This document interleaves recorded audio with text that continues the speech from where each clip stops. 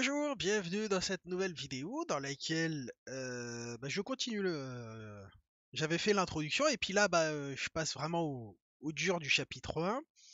C'est-à-dire que on va partir de notre NAND et puis on va faire les portes élémentaires. Donc c'est-à-dire la note, la AND, la OR, la NOR et le XOR. Notre porte de base, c'est la NAND. Donc avec elle, il faut arriver à faire. On va commencer par la note. D'accord.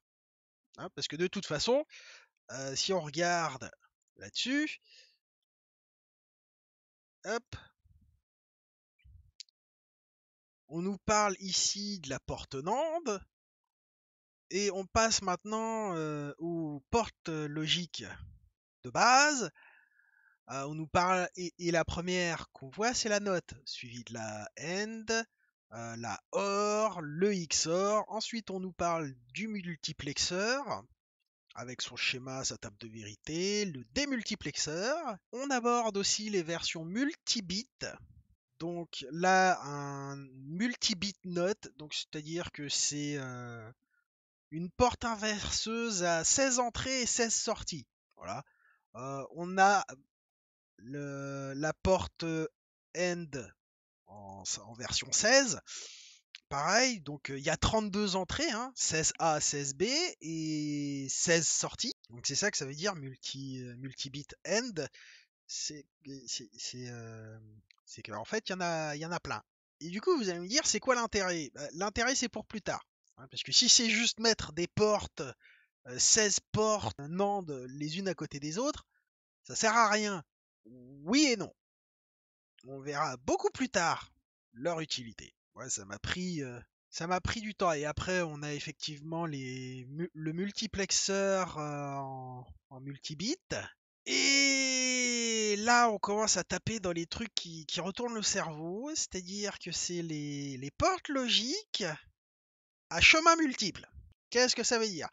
Ça veut dire que là, notre porte OR, notre porte OU, il y a 8 entrées, une seule sortie. Et du coup, on a aussi mélange multi-way, multi-bit. Ça nous donne ça. Donc on a 4 entrées, une sortie sur un multiplexeur avec deux sélecteurs, parce qu'on a besoin de 2 sélecteurs pour sélectionner suivant les 4 entrées ici, pour n'avoir plus qu'une seule sortie. Et on va faire la version 16 bits, c'est indiqué dans la documentation. Et en plus de ça, d'avoir les versions comme ça à une seule entrée, il y a la version 16 entrées par truc. Oui, là ces puces-là commencent à devenir compliquées à faire. Ensuite, on a les 8. Ouais. J'ai pareil pour les démultiplexeurs, mais ceux-là, je les ai trouvés plus simples à faire. Mais enfin bon, voilà. Donc on nous a présenté toutes les puces que nous allons construire et qui sont des briques élémentaires. Non, non, non. Là, dans cette vidéo, on va se contenter déjà des briques très très élémentaires. Donc on a la NAND, mais on n'a aucune des autres portes de base. Donc je rappelle, on va faire le XOR, le NOR, le AND, le OU, le NAND, le NOT, pratiquement dans le désordre. Voilà. Donc là, si on continue à lire l'implémentation, on va nous dire que on va faire ces portes-là, mais uniquement avec des NAND. Et puis il nous donne des petits conseils ici. Bon, c'est en anglais. Voilà. Là, c'est encore pour nous donner des outils intellectuels pour réussir l'exercice, en fait. Et donc, ce chapitre 1, l'objectif, c'est de construire toutes les portes logiques qu'on a abordées dans ce chapitre, et on va toutes les construire. Alors, si vous vous amusez à aller plus vite que moi, il n'y a pas de souci. Comme je l'ai dit la fois précédente, il y aura, si jamais vous bloquez, que vous avez besoin de conseils, je vous donnerai pas la solution immédiatement. Là, je vais vraiment faire que les basiques pour vous montrer comment ça marche. Si vous avez besoin de conseils, je vous en donnerai. mais vous n'aurez pas la solution, ou en tout cas pas avant que je publie la vidéo. D'accord? Et j'ai dit que j'en ferai une par semaine de ces vidéos. Comme ça vous force à travailler de votre côté. Et surtout, si j'avance plus vite que vous, n'hésitez pas en fait à pas regarder les vidéos. Vous arrêtez là, et puis bah, vous faites votre travail. Mais là, sur les 5 premières portes, on peut les faire ensemble. De toute façon, c'est pas là que sont les difficultés en fait. Les difficultés commencent sur le ou exclusif. Voilà. Et là, en conseil, on nous dit que la NAND gate, c'est une porte de base et qu'elle est déjà implémentée dans le logiciel de conception. Donc, c'est pour ça qu'on va partir de la NAND. On n'a pas à la construire, celle-là, c'est déjà ça. Alors, on pourrait le faire, mais faudrait écrire du Java, sortir. Non, on va pas le faire. On va effectivement, hop, ça on en a plus besoin. Et maintenant, on peut regarder ce que je vais faire ici. Du coup, on a la NAND et la première. On va prendre nos crayons, puis hop, la liste. La première à faire, c'est la note. Ensuite, c'est la AND, la OR, la NOR et le XOR. C'est les 5 premières qu'on va faire. Du coup, oui, bah, je vais garder toutes mes tables de vérité qui sont là, hein, et puis je vais les faire là-dedans. Donc la première qu'on va faire,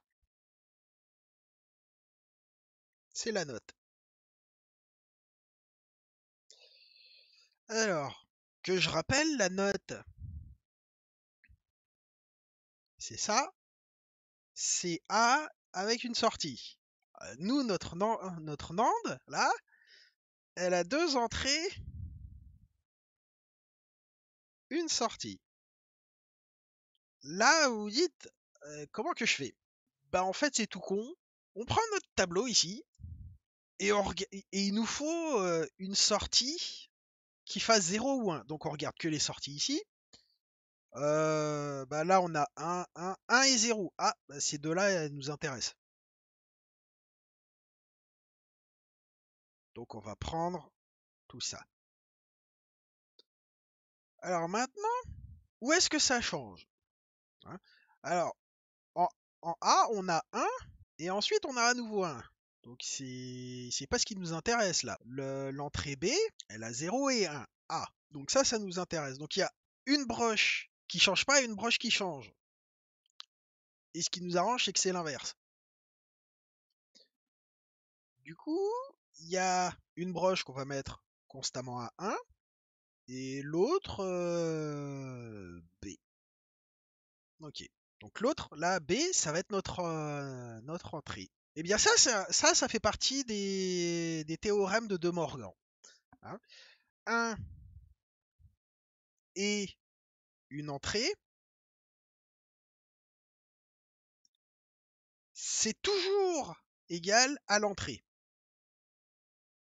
Okay, sachant que nous, avec cette porte-là, la porte NAND, l'entrée, elle est obligatoirement inversée. Du coup, on retombe sur sur nos pattes. D'accord? Donc ça va falloir le noter dans votre petite tête parce que ce théorème de De Morgan va être très utile par la suite. Alors du coup, bah, on capte ça comme ça, et dans notre programme, bah, on va faire ça, c'est-à-dire que pour faire notre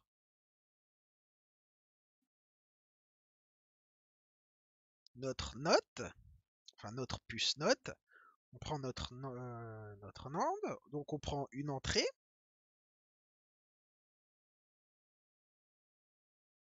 on a la sortie, là on a une entrée, bon on prend A ou B, hein, peu importe.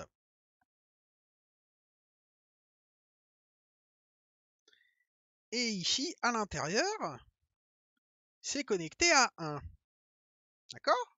Bon, par contre, là, on peut aller plus loin. Hein, ça, c'est la version naïve qu'on peut faire. La version optimisée, pourquoi j'irais prendre un 5 volts, hein, parce qu'on fonctionne en 5 volts ici, nous. Pourquoi j'irais prendre une broche 5 volts pour la foutre là-dessus, ici, là, pour la mettre constamment à 1? Si l'entrée, c'est obligatoirement...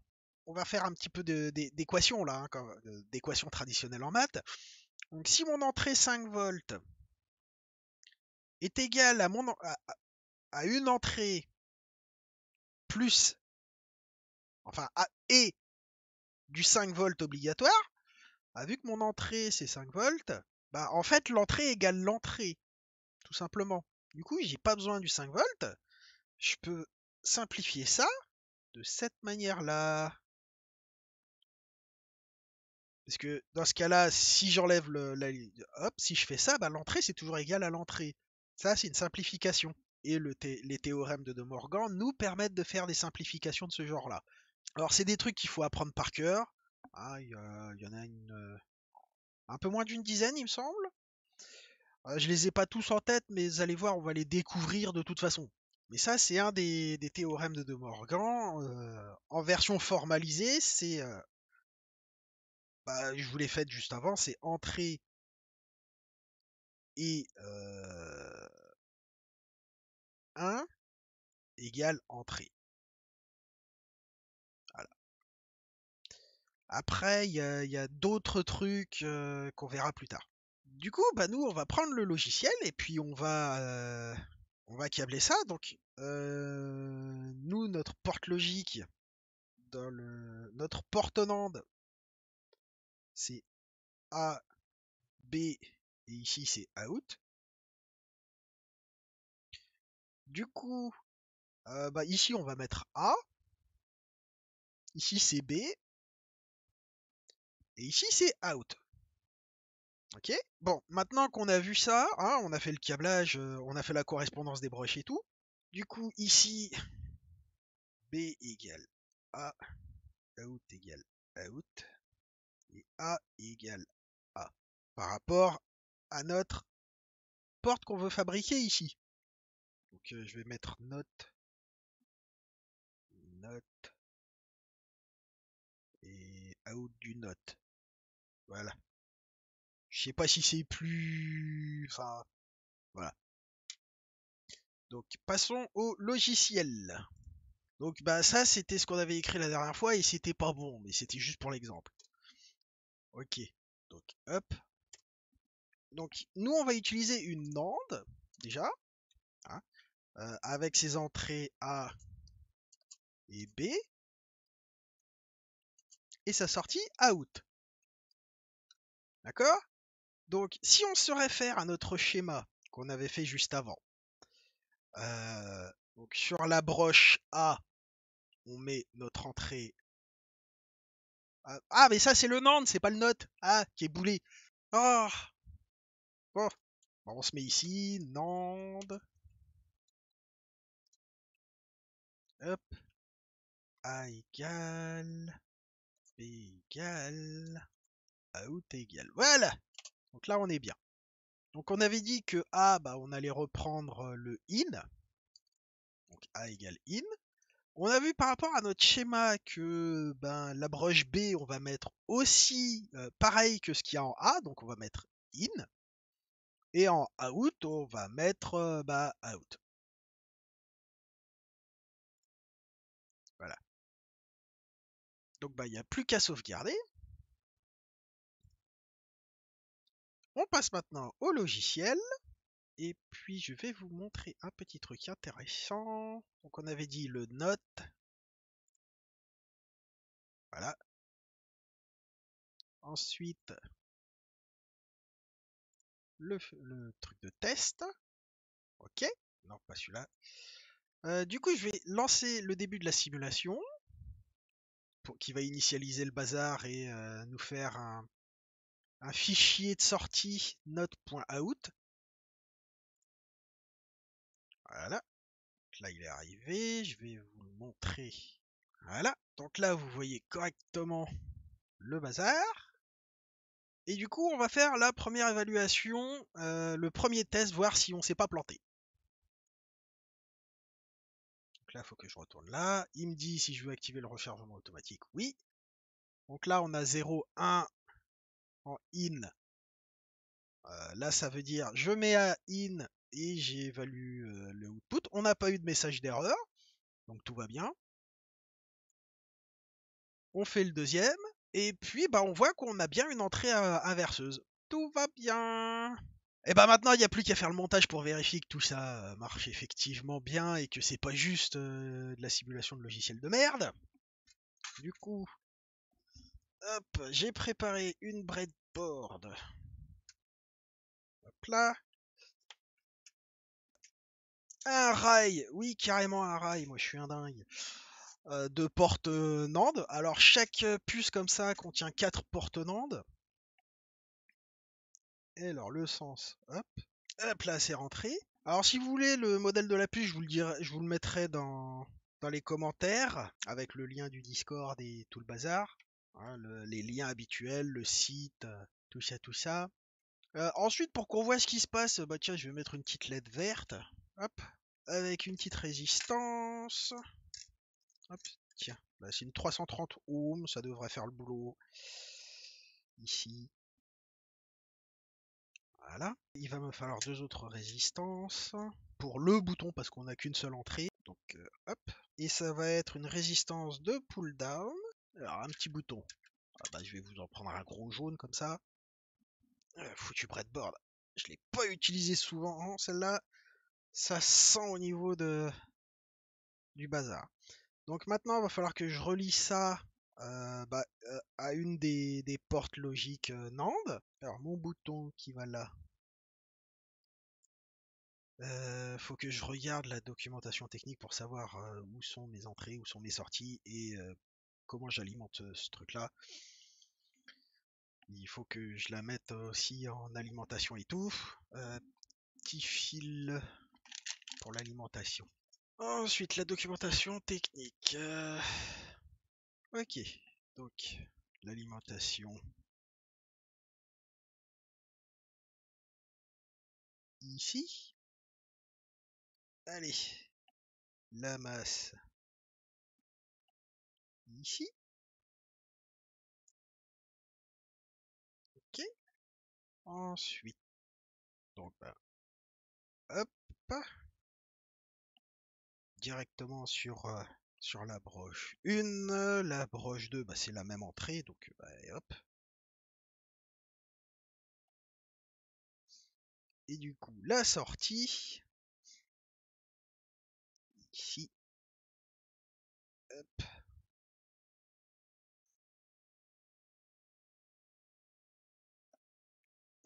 Elle est vraiment raide cette breadboard. Ok. Donc là, si je mets le jus, en principe, si j'appuie pas, on aura de la lumière. Si j'appuie, il n'y a plus de lumière. Ok.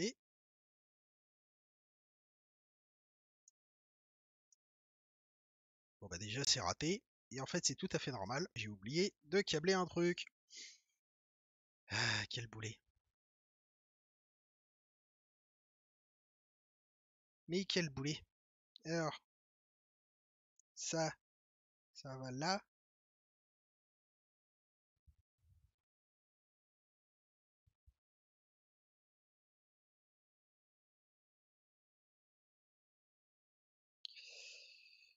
Et ça c'est censé aller au plus.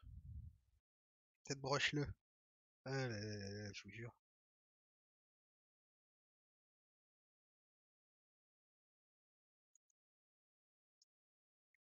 Oui, non mais. Est-ce que j'aurais pas inversé la diode? Hmm. Alors, si je fais comme ça. Hop.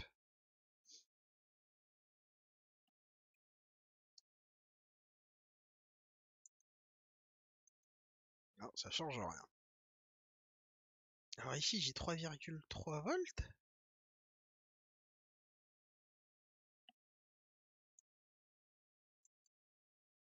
Hmm. Étrange.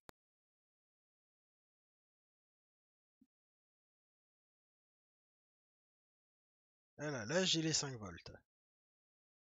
J'ai pourtant bien 5 volts ici. Oui. Pourquoi j'ai pas 5 volts là? Parce que c'est une breadboard de merde. Ah, je vous jure.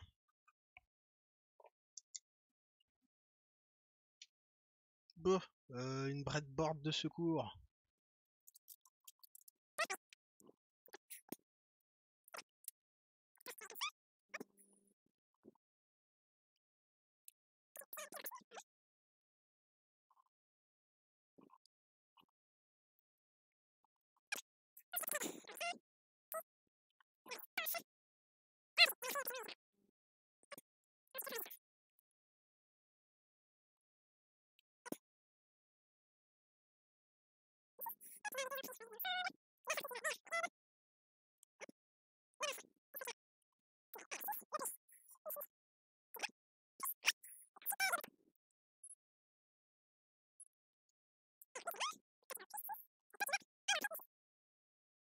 Voilà. En principe, là, ça devrait marcher.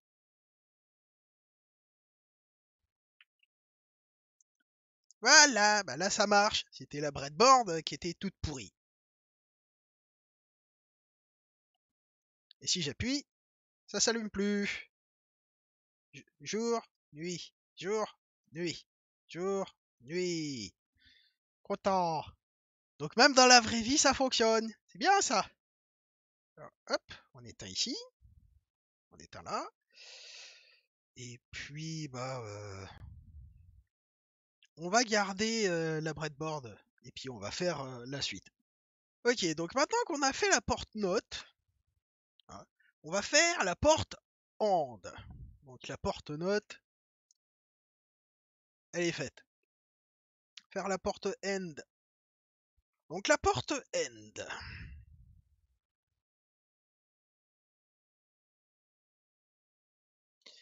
Bah, on avait vu plus tôt que c'était une porte, c'était que la NAND, c'était une porte dont on avait inversé la sortie. Bah, il suffit d'inverser l'inversion de la sortie pour retrouver notre truc. Donc en fait, on va reprendre notre porte note, hein, en sortie de NAND. Donc on avait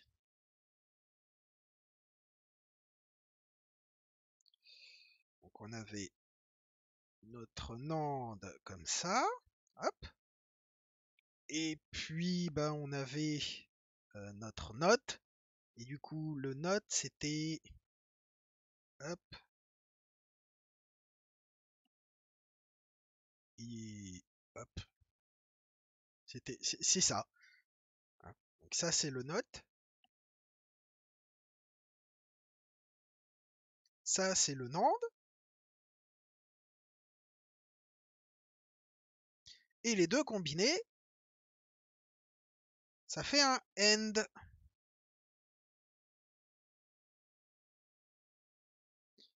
Alors du coup, la AND, hein, elle a les sorties A, B et S. Donc bah, ça fait A, B, S. Ici, on a à l'intérieur de la NAND, on a A et petit b avec petit s.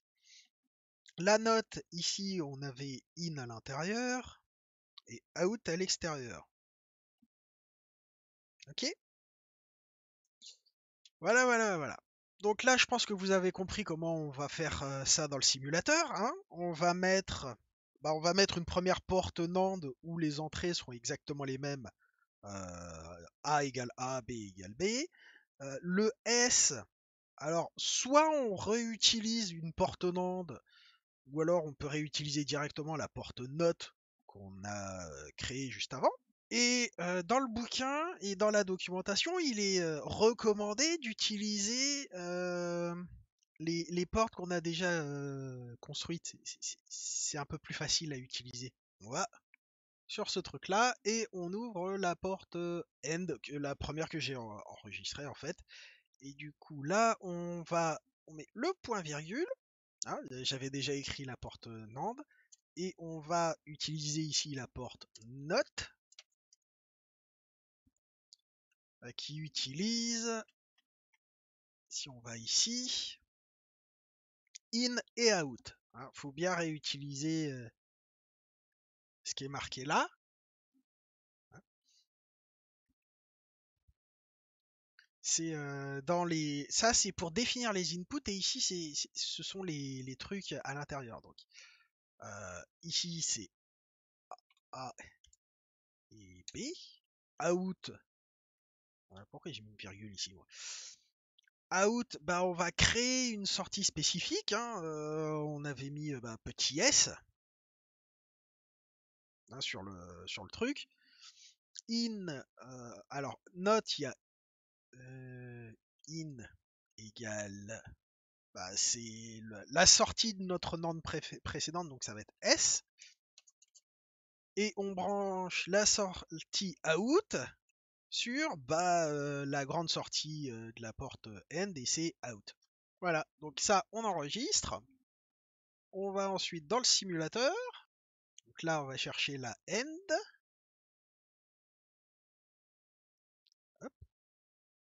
On va chercher le fichier de test end. Et puis on va mettre hop, l'initialisation. On va chercher dans Kate le petit fichier end.out. Hop là.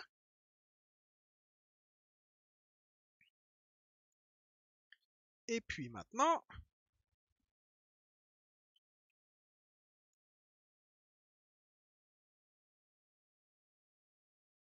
alors, avec les entrées A et B à 0, on devrait avoir 0 en sortie. Il nous a pas gueulé dessus, c'est qu'on a bon. Deuxième cas, pour 0 et 1, on retrouve encore 0. Ah, c'est bon signe. Toujours pas d'erreur. Et voilà, on a récupéré une porte end. Tout va bien. Donc maintenant, on va câbler ça. Hein. Donc là, il va me falloir 2 boutons, donc il va falloir que je décale un peu tout ça.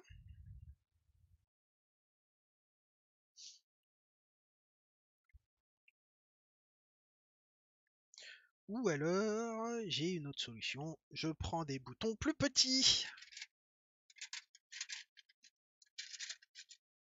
J'ai des boutons plus petits.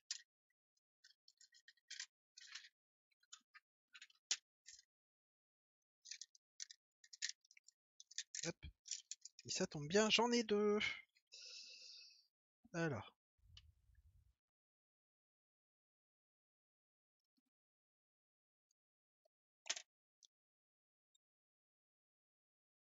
Je vais arrêter d'utiliser les gros boutons parce qu'ils sont chiants dans les breadboards.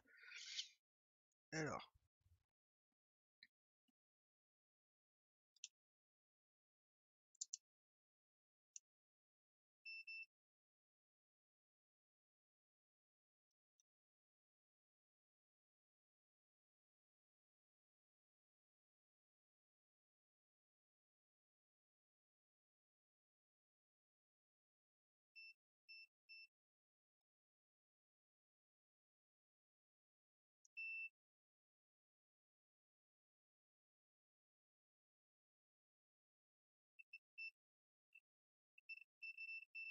Ok.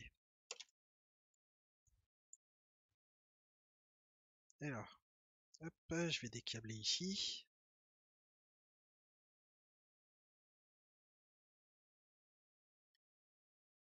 Hop là.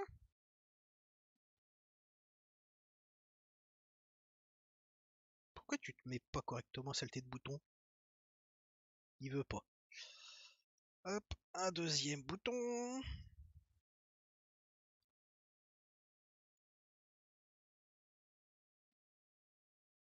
Ah, décidément, eux ils veulent pas. Donc c'est pas grave, j'ai d'autres boutons. Encore plus petits. Que je peux brancher ailleurs. Qui sont beaucoup plus intéressants pour moi. Alors, je peux en brancher un ici. Hop. Et un là. Voilà. Ça va là. Ça va là. Alors.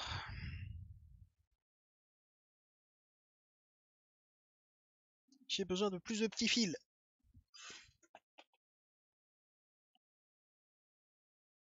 Alors, hop. Ça, toi, je vais aller te brancher de l'autre côté sur le plus. Hop.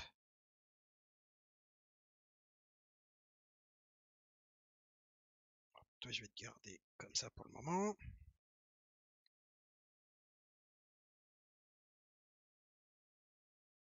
Hop. Hop.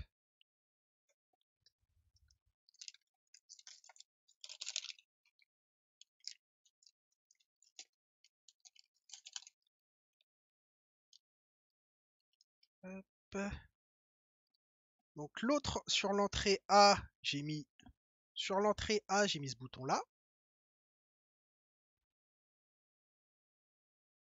Sur l'entrée B, je vais brancher celui-là.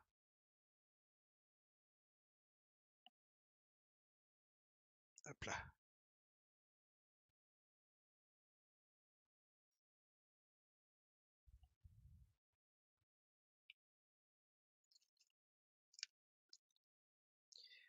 La sortie ici, je vais la brancher sur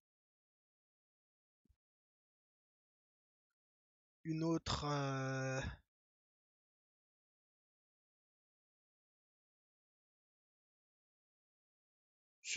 sortie.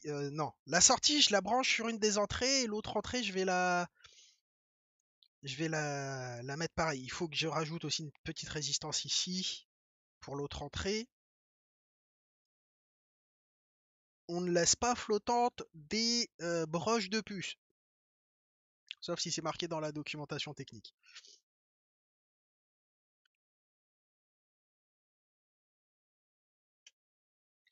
Alors, ah bah lui il est cool. Alors, la sortie va aller sur l'autre entrée ici. Cette entrée va être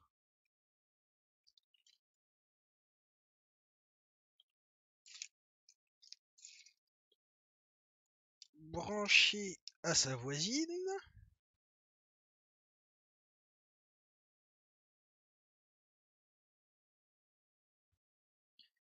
Et la sortie est ici. Hop. Chercher une autre petite résistance. Viens par là ma cocotte. Que je mets sur la deuxième entrée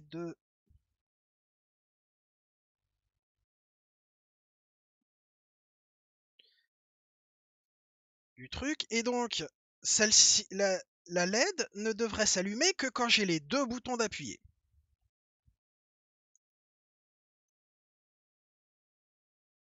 Hop. Alors, si j'appuie sur un bouton, hop, il se passe rien. Si j'appuie sur l'autre bouton,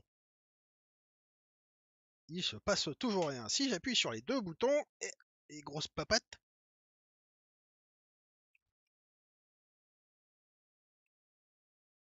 il ne se passe rien.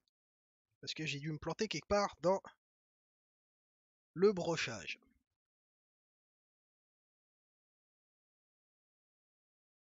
Alors.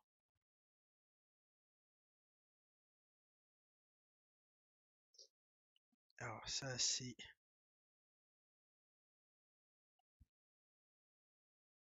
Si je mets hop, ça de l'autre côté.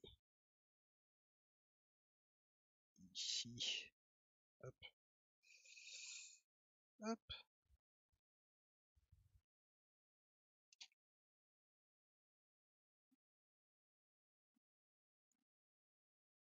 Ah bah forcément que ça peut pas marcher.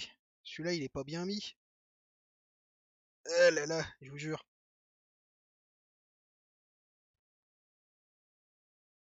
Donc bah, toi tu vas retourner de l'autre côté, hein, sur le 5 volts, pour que ce soit relativement plus clair. Hop. Voilà.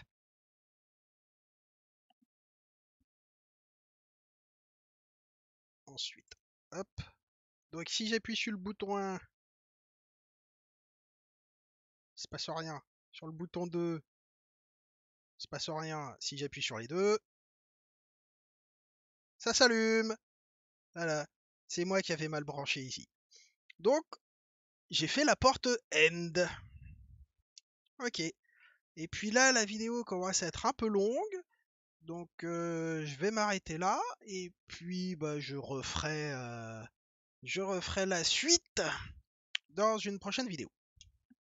Voilà. J'espère que la vidéo vous a plu, que vous avez appris quelque chose. Et puis, on se revoit bah, la semaine prochaine pour bah, une nouvelle vidéo. Et on fera OR, XOR, OR, NOR. Et en principe, on devrait faire la XOR en même temps. Voilà, donc la vidéo sera un poil plus longue. Voilà, voilà. Donc j'espère que vous avez appris quelque chose, que la vidéo vous a plu. À une prochaine!